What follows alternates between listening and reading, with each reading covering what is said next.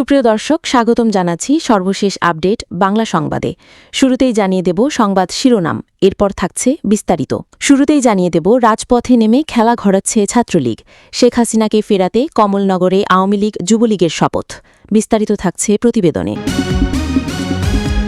এদিকে টাকা ছাপিয়ে ঋণ নিচ্ছে বিএনপি সরকার, চরম মুদ্রাস্ফীতির মুখে দেশ। বিস্তারিত থাকছে প্রতিবেদনে। আরও জানিয়ে দেব পার্লামেন্ট ভবনসহ একাধিক জায়গায় জঙ্গি হানার আশঙ্কা, অ্যালার্ট বাংলাদেশ। বিস্তারিত থাকছে প্রতিবেদনে। এদিকে আওয়ামী লীগের নিষেধাজ্ঞা প্রত্যাহারে আইনজীবীদের জাতিসংঘে আবেদন। বিস্তারিত থাকছে প্রতিবেদনে। আরও জানিয়ে দেব তেলের লাইনে মৃত্যু, এটা কি শুধু একটি দুর্ঘটনা নাকি রাষ্ট্রীয় ব্যর্থতার নির্মম প্রতিচ্ছবি? বিস্তারিত থাকছে প্রতিবেদনে। এদিকে টাকা ছাপিয়ে ঋণ শোধ, অর্থমন্ত্রীর বক্তব্যে নতুন বিতর্ক। বিস্তারিত থাকছে প্রতিবেদনে। আরও জানিয়ে দেব রূপপুর পারমাণবিক প্রকল্পে জ্বালানি লোডিং শুরু, পারমাণবিক বিদ্যুতের যুগে বাংলাদেশ। বিস্তারিত থাকছে প্রতিবেদনে। আরও জানিয়ে দেব হাম ও হামের উপসর্গ নিয়ে আরও ৯ শিশুর মৃত্যু। বিস্তারিত থাকছে প্রতিবেদনে। এদিকে হরমুজ প্রণালী নিয়ন্ত্রণের পূর্ণ অধিকার ইরানের আছে বলে রাশিয়া। বিস্তারিত থাকছে প্রতিবেদনে। এবং সর্বশেষ জানিয়ে দিব ইরানের যুদ্ধবিরতি প্রস্তাবে ট্রাম্পের অসন্তোষ। বিস্তারিত থাকছে প্রতিবেদনে। সুপ্রিয় দর্শক, এতক্ষণ শুনছিলেন সংবাদ শিরোনাম, এবারে শুনবেন বিস্তারিত। তার আগে ভিডিওটি ভালো লাগলে এবং সর্বশেষ আপডেট নিউজ পেতে চ্যানেলটি সাবস্ক্রাইব করুন। ধন্যবাদ। জুলাই অভ্যুত্থানে ক্ষমতাচ্যুত সাবেক প্রধানমন্ত্রী শেখ হাসিনাকে দেশে ফিরিয়ে আনতে শপথ নিয়েছেন লক্ষ্মীপুরের কমলনগর উপজেলার আওয়ামী লীগ ও যুবলীগের শতাধিক নেতাকর্মী। মেঘনা নদীর তীরে অত্যন্ত গোপনে আয়োজিত এই শপথ অনুষ্ঠানের একটি ভিডিও সামাজিক যোগাযোগ মাধ্যমে ছড়িয়ে পড়ার পর জেলা জুড়ে ব্যাপক চাঞ্চল্যের সৃষ্টি হয়েছে। স্থানীয় সূত্র জানিয়েছে, গত শুক্রবার রাতে উপজেলার চর কালকিনি ইউনিয়নের মতিরহাট সংলগ্ন নির্জন মেঘনা নদীর তীরে এই গোপন অনুষ্ঠানের আয়োজন করা হয়। এতে নেতৃত্ব দেন স্থানীয় যুবলীগ নেতা জহিরুল ইসলাম রিয়াদ ভান্ডারী।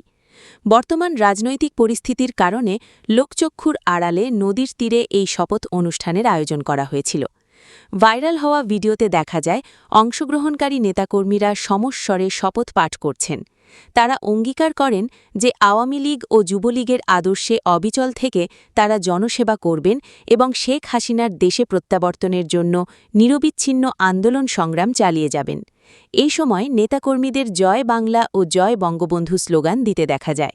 অনুষ্ঠানটি গত শুক্রবার অনুষ্ঠিত হলেও এর ৩ দিন পর সোমবার বিকেলে ভিডিওটি ফেসবুকে প্রকাশ করা হয়। ভিডিওটি মুহূর্তেই ভাইরাল হয়ে পড়লে স্থানীয়দের মধ্যে মিশ্র প্রতিক্রিয়ার সৃষ্টি হয়। গণ অভ্যুত্থান পরবর্তী পরিস্থিতিতে আওয়ামী লীগের এমন গোপন তৎপরতাকে কেন্দ্র করে জনমনে নানা কৌতূহল ও উদ্বেগের সৃষ্টি হয়েছে। এই বিষয়ে কমলনগর উপজেলা বিএনপি সভাপতি নুরুল হুদা চৌধুরী বলেন, ভিডিওটি সামাজিক যোগাযোগ মাধ্যমে তার নজরে এসেছে। বিষয়টি এখন আইন শৃঙ্খলা রক্ষাকারী বাহিনী খতিয়ে দেখবে বলে তিনি মন্তব্য করেন। তবে ঘটনার বিষয়ে জানতে কমলনগর থানার ভারপ্রাপ্ত কর্মকর্তা ওসি মোহাম্মদ ফরিদুল আলমের সঙ্গে যোগাযোগের চেষ্টা করা হলেও তাকে পাওয়া যায়নি। দেশের বর্তমান ভঙ্গুর সামষ্টিক অর্থনীতিতে নতুন আতঙ্ক হয়ে দাঁড়িয়েছে সরকারের টাকা ছাপিয়ে ঋণ নেওয়ার প্রবণতা। কেন্দ্রীয় ব্যাংক থেকে সরাসরি এভাবে ঋণ নেওয়ার ফলে দেশ চরম মুদ্রাস্ফীতির ঝুঁকিতে পড়ছে বলে সতর্ক করেছেন অর্থনীতিবিদরা। গত বৃহস্পতিবার ২৩ এপ্রিল রাজধানীর বনানীতে পলিসি রিসার্চ ইনস্টিটিউটের কার্যালয়ে আয়োজিত এক সেমিনারে এসব তথ্য জানানো হয়। সেমিনারে মূল প্রবন্ধ উপস্থাপনকালে পিআরআইয়ের প্রধান অর্থনীতিবিদ ড আশিকুর রহমান জানান, গত মার্চ মাসেই বাংলাদেশ ব্যাংক থেকে সরকার প্রায় ২০,০০০ কোটি টাকা ঋণ নিয়েছে। তিনি বলেন, এটি মূলত হাই পাওয়ার্ড মানি বা নতুন ছাপানো টাকা। রাজস্ব আহরণে সক্ষমতা না থাকায় সরকার একদিকে উচ্চ সুদে ব্যাংক থেকে ঋণ নিচ্ছে, অন্যদিকে ঘাটতি মেটাতে কেন্দ্রীয় ব্যাংকের ওপর নির্ভরশীল হয়ে পড়েছে। এর সরাসরি প্রভাব পড়বে সাধারণ মানুষের বাজারে, যা মূল্যস্ফীতিকে আরও উস্কে দেবে। সেমিনারে প্রধান অতিথির বক্তব্যে বলা হয়, দেশে বর্তমানে বিনিয়োগ নিয়ে ব্যবসায়ীদের মধ্যে চরম দ্বিধাদ্বন্দ্ব কাজ করছে। বিদ্যুৎ ও গ্যাসের নিশ্চয়তা না থাকায় শিল্পোৎপাদন বাধাগ্রস্ত হচ্ছে। তিনি সতর্ক করে বলেন, স্থানীয় ব্যবসায়ীরা বিনিয়োগ না করলে বিদেশি বিনিয়োগ আসবে না। পাশাপাশি রাজনৈতিক প্রতিশ্রুতির কারণে সরকারের অতিরিক্ত ব্যয়ও মূল্যস্ফীতি বাড়াতে ভূমিকা রাখছে। সেমিনারের আলোচনায় অর্থনীতির বর্তমান উদ্বেগজনক পরিস্থিতি এবং টাকা ছাপানোর ঝুঁকিগুলো বিস্তারিতভাবে ফুটে উঠেছে। অর্থনীতির সামগ্রিক চিত্রে দেখা যায়, চলতি অর্থবছরের দ্বিতীয় প্রান্তিকে জিডিপি প্রবৃদ্ধি মাত্র ৩% নেমে এসেছে, যা করোনাকালীন সময়ের পর সর্বনিম্ন রেকর্ড। এর পাশাপাশি ব্যাংক খাতে খেলাপি ঋণের পরিমাণ ভয়াবহভাবে বেড়ে ৩০% পৌঁছেছে এবং বেসরকারি খাতে ঋণের প্রবৃদ্ধি কমে মাত্র ৬% দাঁড়িয়েছে। আন্তর্জাতিক অঙ্গনে মধ্যপ্রাচ্য সংকট ও লোহিত সাগরের অস্থিরতার ফলে জ্বালানির দাম বৃদ্ধি পাওয়ায় দেশের আমদানি ব্যয়ের ওপর বাড়তি চাপ তৈরি হচ্ছে।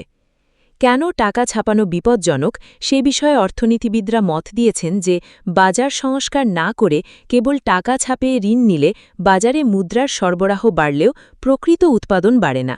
এর ফলে অল্প পণ্যের পেছনে বেশি টাকা ছোটার প্রবণতা তৈরি হয়, যা বাজারে উচ্চ মুদ্রাস্ফীতি ঘটায় এবং সাধারণ মানুষের নিত্যপণ্যের দাম আকাশচুম্বী হয়ে তোলে।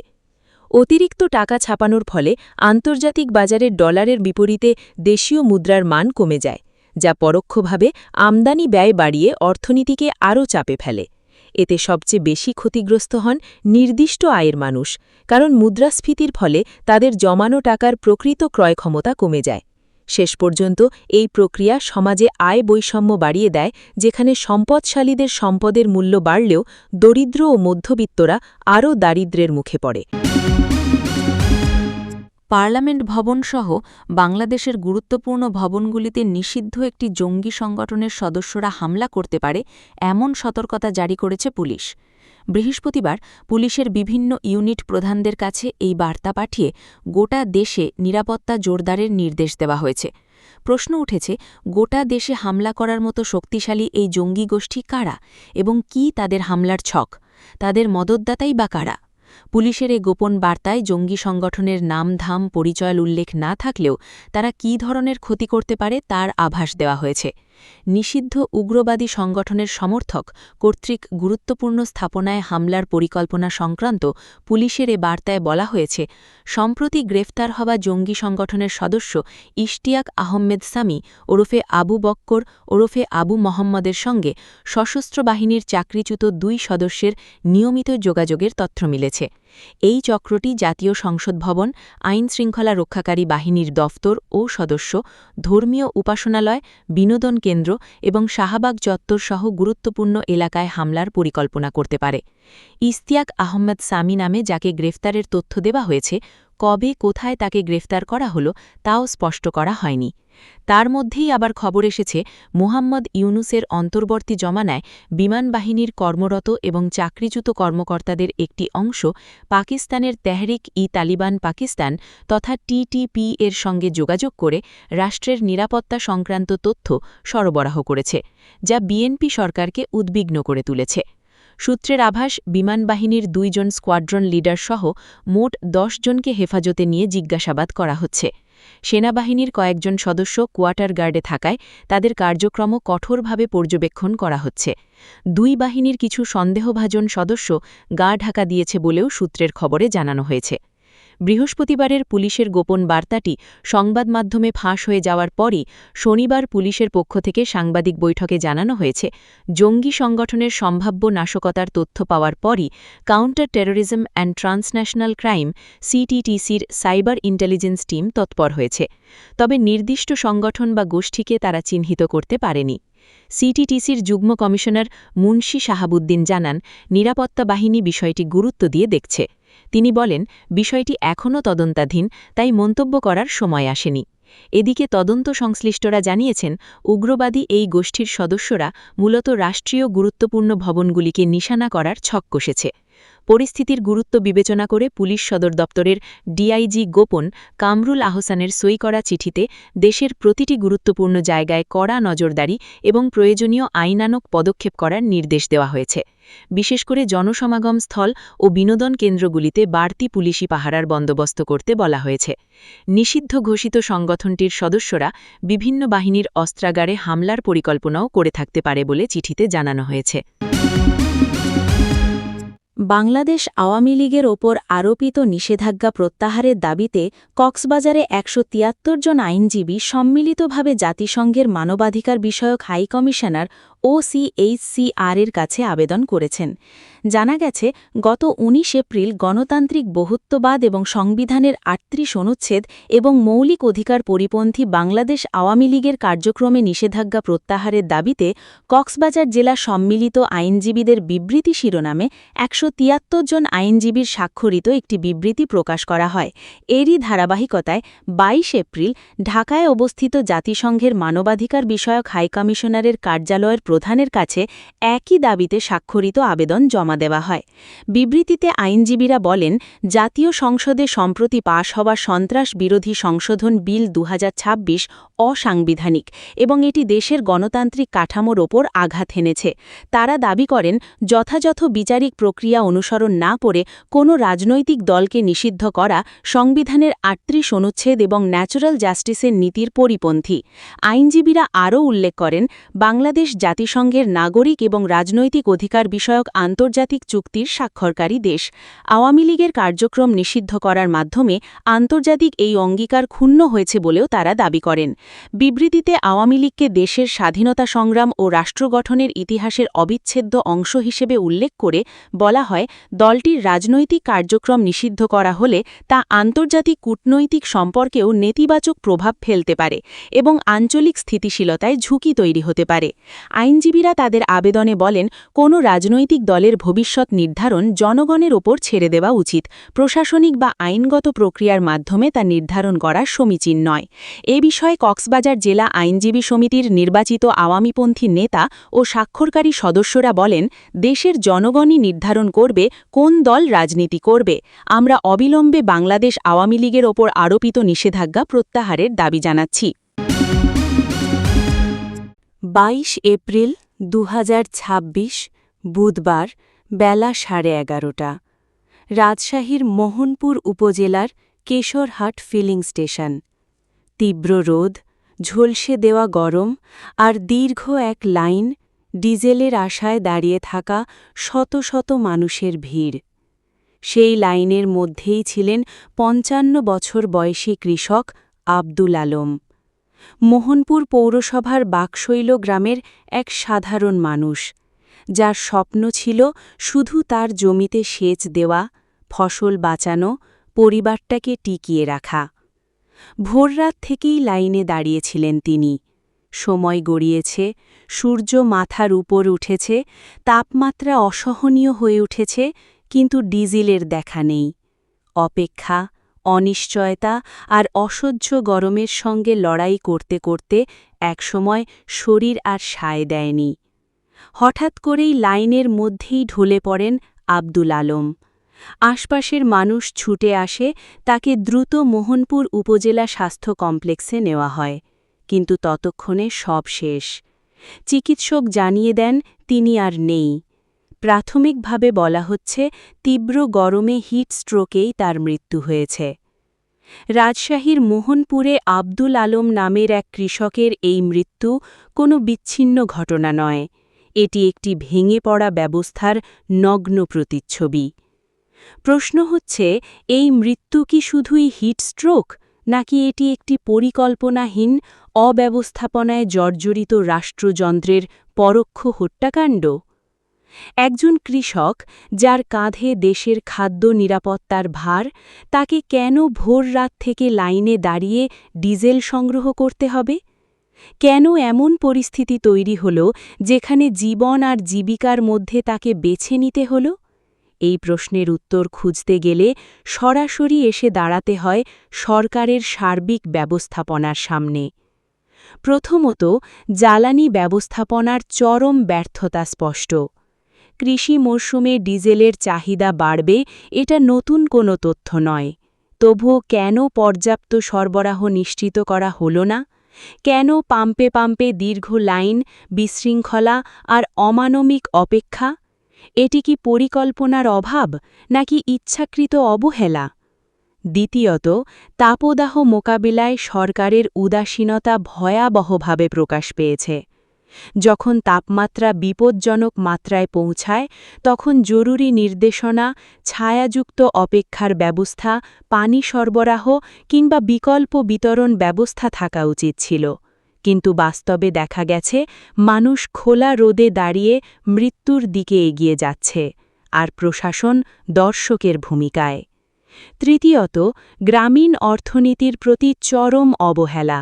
কৃষকরা আজ জ্বালানি সংকটে জিম্মি, সেচ ব্যবস্থা ভেঙে পড়ার উপক্রম। এর সরাসরি প্রভাব পড়বে খাদ্য উৎপাদনে, বাজারে মূল্যবৃদ্ধিতে এবং সামগ্রিক অর্থনীতিতে। সরকার কি এই বিপর্যয়ের গভীরতা বুঝতে পারছে? এই মৃত্যু আমাদের সামনে একটি কঠিন সত্য তুলে ধরে। যখন রাষ্ট্র তার মৌলিক দায়িত্ব পালনে ব্যর্থ হয়, তখন সেই ব্যর্থতার বোঝা বইতে হয় সাধারণ মানুষকে, কখনো কখনো জীবন দিয়ে। সবচেয়ে উদ্বেগজনক বিষয় হল, এই ধরনের ঘটনা যদি এখনই কঠোরভাবে মোকাবিলা না করা হয়, তাহলে এর পরিণতি আরও ভয়াবহ হতে পারে। কৃষি উৎপাদন ব্যাহত হবে, খাদ্য সংকট তৈরি হতে পারে, গ্রামীণ জনগোষ্ঠীর মধ্যে ক্ষোভ বাড়বে এবং শেষ পর্যন্ত সরকারের প্রতি আস্থার সংকট গভীর হবে। একটি দায়িত্বশীল সরকার কখনোই এমন পরিস্থিতি তৈরি হতে দেয় না যেখানে একজন কৃষক তেলের লাইনে দাঁড়িয়ে মারা যায়। এই মৃত্যু কেবল একজন আব্দুল আলমের নয়, এটি একটি ব্যর্থ নীতির, একটি উদাসীন প্রশাসনের এবং একটি অকার্যকর ব্যবস্থার মৃত্যু। দেশের অর্থনৈতিক পরিস্থিতি সামাল দিতে সরকার টাকা ছাপিয়ে ঋণ পরিশোধের পথে হাঁটতে চায়, এমন মন্তব্য করেছেন অর্থমন্ত্রী। তার এই বক্তব্য প্রকাশ্যে আসার পর থেকেই অর্থনীতিবিদ ও সাধারণ মানুষের মধ্যে শুরু হয়েছে নানা আলোচনা সমালোচনা। বিশেষজ্ঞদের মতে, অতিরিক্ত টাকা ছাপানো হলে মুদ্রাস্ফীতি বেড়ে যেতে পারে, যার প্রভাব সরাসরি পড়বে সাধারণ মানুষের জীবনযাত্রার খরচে। ইতোমধ্যেই বাজারে দ্রব্যমূল্য বৃদ্ধির চাপ রয়েছে। এর মধ্যে এমন সিদ্ধান্ত পরিস্থিতিকে আরও জটিল করে তুলতে পারে বলে আশঙ্কা করা হচ্ছে। অন্যদিকে সরকারের পক্ষ থেকে বলা হচ্ছে, এটি একটি সাময়িক কৌশল। অর্থনৈতিক স্থিতিশীলতা ফেরাতে প্রয়োজনীয় পদক্ষেপ হিসেবেই এটি বিবেচনা করা হচ্ছে। তবে প্রশ্ন উঠছে, এই সিদ্ধান্ত কতটা কার্যকর হবে? সাধারণ মানুষের ওপর এর প্রভাব কী হবে? দীর্ঘমেয়াদে অর্থনীতিতে এর ঝুঁকি কতটা? এ নিয়ে সামাজিক যোগাযোগ মাধ্যমেও চলছে তীব্র আলোচনা। কেউ এটিকে বাস্তবসম্মত পদক্ষেপ বলছেন, আবার কেউ দেখছেন বড় ধরনের অর্থনৈতিক ঝুঁকি হিসেবে। পাবনার ঈশ্বরদীর রূপপুরে নির্মাণাধীন পারমাণবিক বিদ্যুৎ কেন্দ্রের আরএনপিপির প্রথম ইউনিটের চুল্লিতে জ্বালানি হিসেবে ইউরেনিয়াম স্থাপন কার্যক্রমের আনুষ্ঠানিক উদ্বোধন করা হয়েছে। এর ফলে বাংলাদেশ এখন বিশ্বের ৩৩তম পারমাণবিক বিদ্যুৎ ব্যবহারকারী দেশ। এটি দেশের কার্বন মুক্ত বিদ্যুৎ উৎপাদনের পথে এক ঐতিহাসিক মাইলফলক হিসেবে বিবেচিত হচ্ছে। মঙ্গলবার ২৮ এপ্রিল বিকেল ৩:৩০ এই কার্যক্রমের আনুষ্ঠানিক উদ্বোধন করা হয়। এর মাধ্যমেই বাংলাদেশ আনুষ্ঠানিকভাবে পরমাণু শক্তি দিয়ে বিদ্যুৎ উৎপাদন পর্বে প্রবেশ করল বাংলাদেশ। প্রকল্প সূত্রে জানা গেছে, জ্বালানি লোডিংয়ের তারিখ নির্ধারণ করা হয়।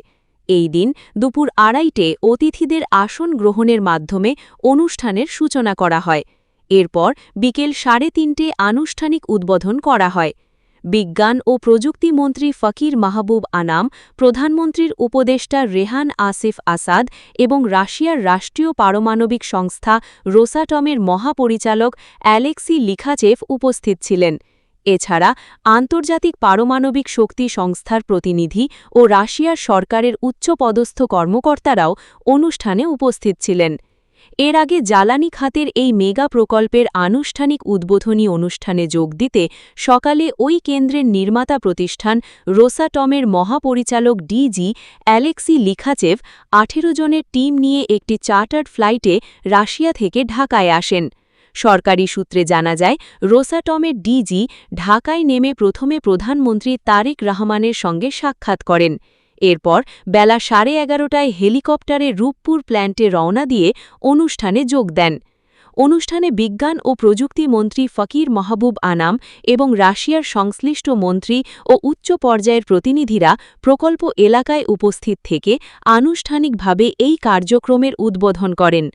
প্রকল্প পরিকল্পনা অনুযায়ী জ্বালানি লোডিংয়ের পর ৩ মাসের মধ্যে প্রথম ইউনিট থেকে পরীক্ষামূলক বিদ্যুৎ উৎপাদন শুরু হতে পারে। শুরুতে প্রায় ৩০০ মেগাওয়াট বিদ্যুৎ জাতীয় গ্রিডে যুক্ত হবে।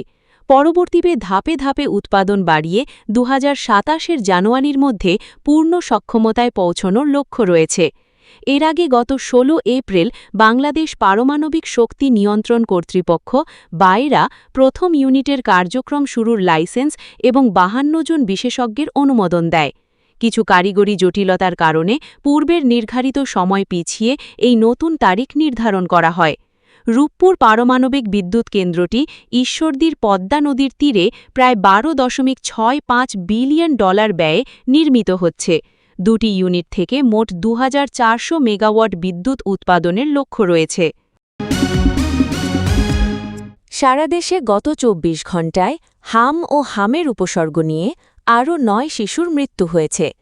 এদের মধ্যে হামে ৩ জন ও হামের উপসর্গে আরও ৬ জনের মৃত্যু হয়েছে।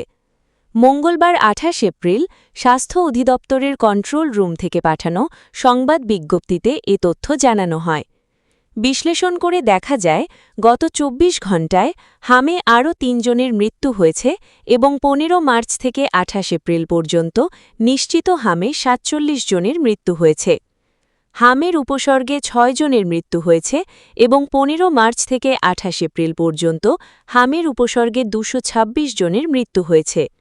গত ২৪ ঘণ্টায় উপসর্গ নিয়ে হাম রোগীর সংখ্যা ১২৭৬ জন এবং গত ১৫ মার্চ থেকে ২৮ এপ্রিল পর্যন্ত এর সংখ্যা ৩৪৬৬২ জন। নিশ্চিত হাম রোগী ১৬৩ জন। গত ১৫ মার্চ থেকে ২৮ এপ্রিল পর্যন্ত হাম রোগী ৪৮৫৬ জন। ১৫ মার্চ থেকে ২৮ এপ্রিল পর্যন্ত হামের উপসর্গ নিয়ে হাসপাতালে ভর্তি হয়েছেন ২৩৩৪৮ জন। একই সময় সুস্থ হয়ে হাসপাতাল থেকে ছাড়পত্র পেয়েছেন ১৯৯৯১ জন। হরমুজ প্রণালীতে জাহাজ চলাচল নিয়ন্ত্রণ করার পূর্ণ অধিকার ইরানের রয়েছে বলে মন্তব্য করেছেন জাতিসংঘে নিযুক্ত রাশিয়ার রাষ্ট্রদূত ভ্যাসিলি নেবেনজিয়া। একই সঙ্গে পশ্চিমা দেশগুলোর বিরুদ্ধে ভণ্ডামি ও জলদস্যুতার অভিযোগ তুলেছেন তিনি। জাতিসংঘে দেয়া বক্তব্যে ভ্যাসিলি নেবেনজিয়া বলেন, পুরো দায়ভার ইরানের উপর চাপানোর একটি চেষ্টা চলছে, যেন মনে হয় ইরানই তার প্রতিবেশীদের উপর হামলা করেছে। কিন্তু যুদ্ধের সময় কোনো উপকূলীয় দেশ আক্রান্ত হলে নিরাপত্তার স্বার্থে তারা নিজ জলসীমায় জাহাজ চলাচল সীমিত বা নিয়ন্ত্রণ করতে পারে। পশ্চিমা দেশগুলোকে জলদস্যুদের সঙ্গে তুলনা করে রুশ রাষ্ট্রদূত বলেন, কৃষ্ণসাগরে রাশিয়ার বাণিজ্যিক জাহাজে ইউক্রেনের হামলায় সমর্থন দিয়ে ইউরোপীয় দেশগুলো আইন লঙ্ঘন করছে। নেবেনজিয়া আরও বলেন, জলদস্যুরা যেমন জাহাজে কঙ্কাল আঁকা কালো পতাকা উড়িয়ে আক্রমণ করে, পশ্চিমা দেশগুলো তেমনটা করে না। তারা তাদের বেআইনি কর্মকাণ্ডকে একতরফা জবরদস্তিমূলক ব্যবস্থার অর্থাৎ নিষেধাজ্ঞার আড়ালে লুকোনোর চেষ্টা করছে। ইরানের দেওয়া সর্বশেষ যুদ্ধবিরতি প্রস্তাবে অসন্তোষ প্রকাশ করেছেন মার্কিন প্রেসিডেন্ট ডোনাল্ড ট্রাম্প। মার্কিন এক কর্মকর্তার বরাত দিয়ে জানানো হয়েছে, ২ মাস ধরে চলা এই যুদ্ধ বন্ধে ইরানের প্রস্তাব ট্রাম্পের মনোপুত না হওয়ায় সংকট সমাধানের আশা কিছুটা ফিকে হয়ে গেছে। এই যুদ্ধের ফলে এরই মধ্যে বিশ্বজুড়ে জ্বালানি সরবরাহ বিঘ্নিত হওয়া ছাড়াও মুদ্রাস্ফীতি ও হাজার হাজার মানুষের প্রাণহানি ঘটেছে। ইরানের প্রস্তাবে বলা হয়েছে, চলমান যুদ্ধ পুরোপুরি বন্ধ এবং পারস্য উপসাগরে জাহাজ চলাচল নিয়ে সৃষ্ট বিরোধ নিষ্পত্তি না হওয়া পর্যন্ত পরমাণু কর্মসূচি নিয়ে কোনো আলোচনা হবে না। তবে নাম প্রকাশে অনিচ্ছুক এক মার্কিন কর্মকর্তা জানিয়েছেন, ট্রাম্প চান আলোচনার শুরুতেই পরমাণু ইস্যুটি অন্তর্ভুক্ত থাকুক। হোয়াইট হাউসের মুখপাত্র অলিভিয়া ওয়েলস বলেছেন, ইসরায়েলকে সঙ্গে নিয়ে গত ফেব্রুয়ারিতে শুরু করা এই যুদ্ধ বন্ধের ক্ষেত্রে যুক্তরাষ্ট্র তাদের রেড লাইন বা সীমারেখা নিয়ে অনড় অবস্থানে রয়েছে। এদিকে গত সপ্তাহান্তে পাকিস্তানের মধ্যস্থতায় শান্তি আলোচনা হওয়ার কথা থাকলেও মার্কিন বিশেষ দূত স্টিভ উইটকফ ও ট্রাম্পের জামাতা জ্যারেড কুশনারের সফর বাতিল হওয়ায় শান্তি প্রচেষ্টায় ভাটা পড়েছে। অন্যদিকে ইরানি পররাষ্ট্রমন্ত্রী আব্বাস আরাকচি গত কয়েকদিনে ইসলামাবাদ, ওমান এবং মস্কো সফর করে দীর্ঘদিনের মিত্র ভ্লাদিমির পুতিনের সমর্থন পেয়েছেন। আবারও বাড়ছে তেলের দাম। দুই পক্ষের মধ্যে সমঝোতার কোনো লক্ষণ না থাকায় আন্তর্জাতিক বাজারে তেলের দাম মঙ্গলবার আরও ৩% বেড়েছে। বাজার বিশ্লেষকদের মতে হরমুজ প্রণালীতে অপরিশোধিত তেলের প্রবাহ সীমিত থাকায় ব্যবসায়ীদের মধ্যে উদ্বেগ বাড়ছে। গত কয়েকদিনে মার্কিন অবরোধের কারণে অন্তত ৬টি ইরানি তেলবাহী ট্যাঙ্কার ফিরে যেতে বাধ্য হয়েছে। ইরান একে সমুদ্রে সশস্ত্র ডাকাতি বলে নিন্দা জানালেও দেশটি বলছে বিকল্প বাণিজ্যিক করিডর ব্যবহারের প্রস্তুতি তাদের আগে থেকেই ছিল। শিপ ট্র্যাকিং তথ্য অনুযায়ী হরমুজ প্রণালী দিয়ে যুদ্ধের আগে প্রতিদিন ১২৫ থেকে ১৪০টি জাহাজ যাতায়াত করত। গত ২৪ ঘণ্টায় যা নেমে এসেছে মাত্র ৭টিতে। ইরানের পক্ষ থেকে দেওয়া প্রস্তাবে পর্যায়ক্রমিক আলোচনার কথা বলা হয়েছে। সেখানে প্রথম ধাপে ইরান ও ইসরায়েলের উপর মার্কিন যুদ্ধ বন্ধ এবং পুনরায় যুদ্ধ শুরু না হওয়ার গ্যারান্টি চাওয়া হয়েছে। এরপর সমুদ্রপথে অবরোধ তুলে নেওয়া এবং হরমুজ প্রণালী পুনরায় ইরানের নিয়ন্ত্রণে খোলার বিষয়ে আলোচনার প্রস্তাব দেওয়া হয়েছে। এসব সমাধান হওয়ার পরই কেবল পরমাণু কর্মসূচি নিয়ে আলোচনার কথা বলেছে তেহরান।